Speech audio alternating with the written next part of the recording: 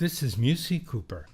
In this video, I want to show you how to use the Note Mapper plugin included with Midi Kuper. If you already watched my demo titled Introduction to Midi Kuper, you have already heard the segment where the lower octave of my bottom keyboard has each note mapped to piano chords, adding string chords as well in the following scene, so that for each key I play in that octave, I get a chord as follows.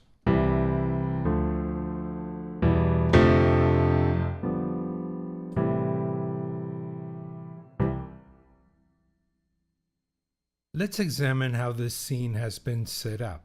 The track that we want to examine is a third from the top, going from my bottom keyboard to contact pianos. The track transposes everything one octave down, 12 semitones down, and is split at note 71, which leaves the top two octaves for the Zeta 3 synth sound.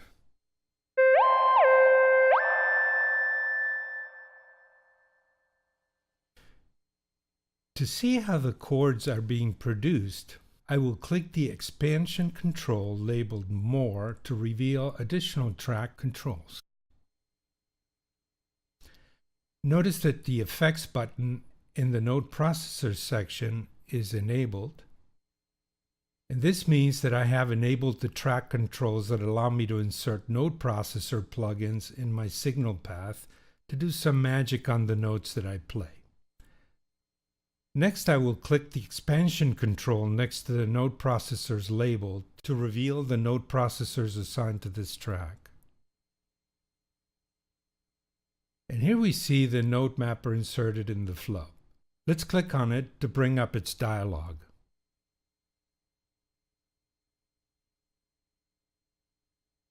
This window shows me that I have 8 trigger notes set up, which in turn produce the note lists associated with each trigger. You can see the lists on the right-hand side of each of the trigger notes. It's important to note that each map note remembers the velocity with which it was initially played, but then that velocity is scaled by the strength or the velocity of the trigger note when you are actually playing it, as so. So if I play it softly, it'll scale it to a soft chord, and if I play it loudly or with a hard velocity, the whole chord will be scaled accordingly.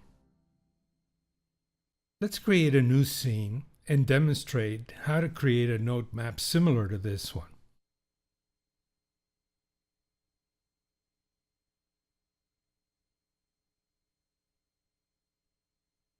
So I'm going to create a new scene called Note Map. I'm going to add a track. And I'm going to go again from my bottom keyboard to true pianos. Next, I'm going to drop down the additional track controls, enable the note processors, click the plus sign, and select a note mapper.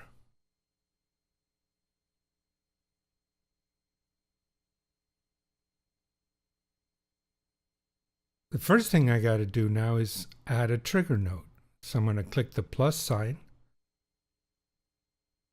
I'm going to enable the MIDI capture button, and then I'm going to play a low C on my keyboard.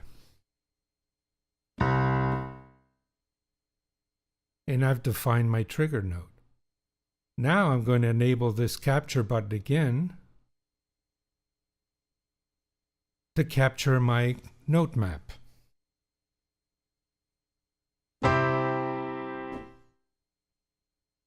Now, one thing you have to remember is once you've captured all the notes that you want to capture, you need to turn this button off. Otherwise, any note that you keep playing will be added to the note map.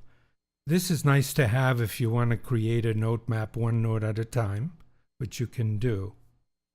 But sometimes you can get into trouble if you forget to turn it off. Let's define a few more triggers. I'm going to add a new one. Enable the trigger capture. Play my note. Enable trigger capture for my chord.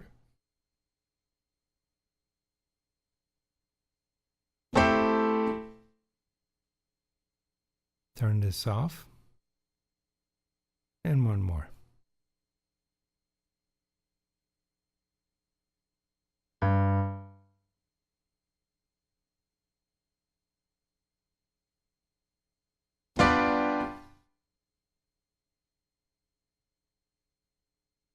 And there you have it. We have 3 note maps.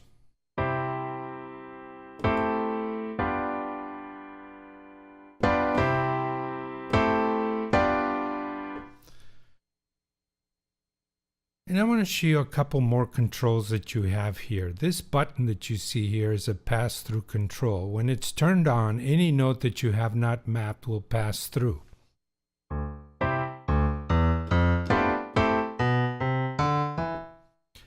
However, if I turn this off, only the notes that are mapped will play. This other control enables you to switch the way that Midi Kuper handles note off messages. Some synthesizers handle these things differently, and with the note mapper you might experience some hung notes. Just remember that if you happen to run into that situation, just flip this button and the problem will likely go away. And depending on how your synth works, either one setting or the other will work every time. Let's click Done. And that's it. You can now save this scene, and every time you call it up, it will remember these note maps. Thank you for watching this tutorial, and be sure to get your free, fully functional evaluation copy of Midi Kuper at midikuper.com.